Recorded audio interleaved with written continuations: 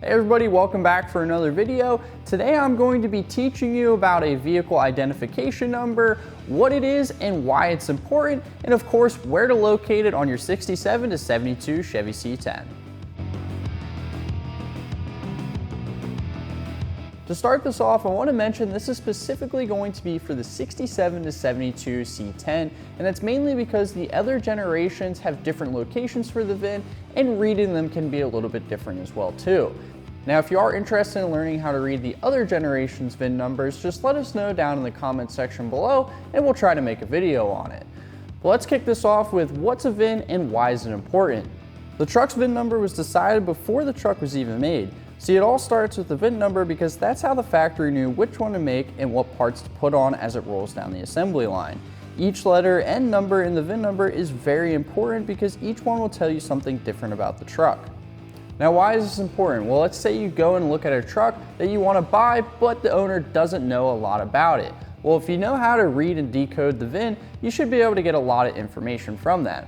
Or let's say you go and look at a truck and the guy has the title and you want to be able to match the VIN up with the title, but you don't know where the VIN locations are. Well, we'll be able to show you where the VIN locations are. That way you can match up the VIN with the title so you never have to worry about what you're about to purchase.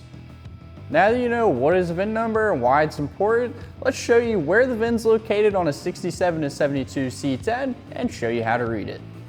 So the first spot you can actually find a VIN number is right inside the driver's door area. There will be a plaque on here that's riveted in and you'll be able to read the VIN from there. But there's also a second spot that you can read the VIN that might be easier sometimes, and that's actually in the glove box. So let's head in the truck and start reading this VIN. So like I said, the other spot that you can find your VIN identification number is actually inside the glove box of the cab. Pop this guy open here. And then you'll have a piece of paper here with the VIN identification number on it and some information. Now let's show you exactly what each letter and number means in your C10's VIN identification number. So the first letter in the VIN number is either going to be a C or a K. And this is basically telling you that you either have a C10 or a K10 pickup truck. So moving on to the next letter in the VIN number, this is going to tell you what engine the truck originally came with. Now ours is an E, so that means the truck originally came with a V8.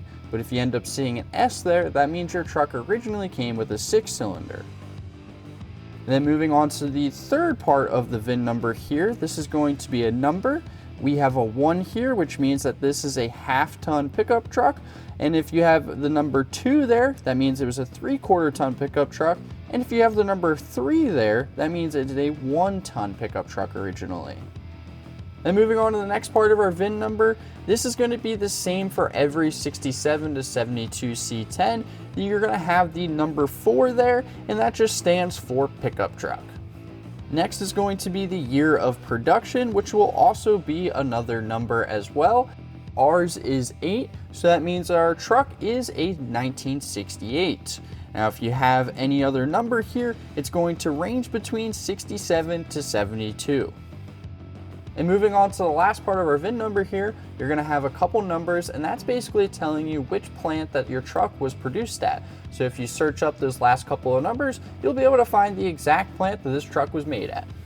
Hopefully with this information, it'll make your life a little bit easier if you're going to purchase a 67 to 72 C10.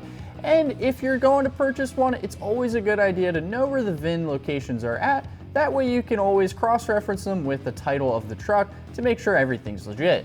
Now, if you know of any other spots where the VIN could be on a 67 to 72 C10, then let us know down in the comment section below. But it is time to drop a gear and disappear. Don't forget to like, comment, and subscribe. And if you're looking for any classic truck parts, just click the link down below in our description.